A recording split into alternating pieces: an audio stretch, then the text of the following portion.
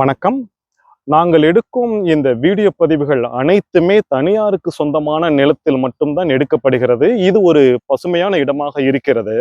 நாங்கள் எடுக்கும் எந்த வீடியோ பதிவுமே திருவண்ணாமலை காப்புக்காட்டு பகுதி என்று சொல்லப்படுகிற ரிசர்வ்டு ஃபாரஸ்ட் தடை செய்யப்பட்ட அந்த இடத்திற்குள் ஒருபோதும் எடுக்கப்படுவதில்லை என்பதை இந்த ஷார்ட்ஸ் மூலமாக வெளிப்படுத்திக் கொள்கிறோம்.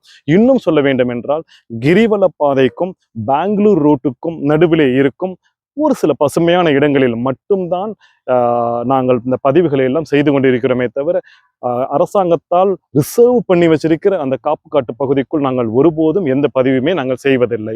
புரிந்து கொள்ளுங்கள்.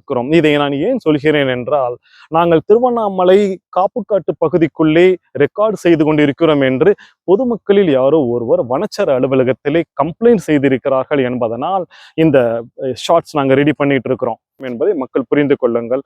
இது ஒருபோதுமே காட்டுக்குள் எடுப்பது கிடையாது. அந்த சட்டத்தை நாங்கள் மதித்து கொண்டிருக்கிறோம். நன்றி.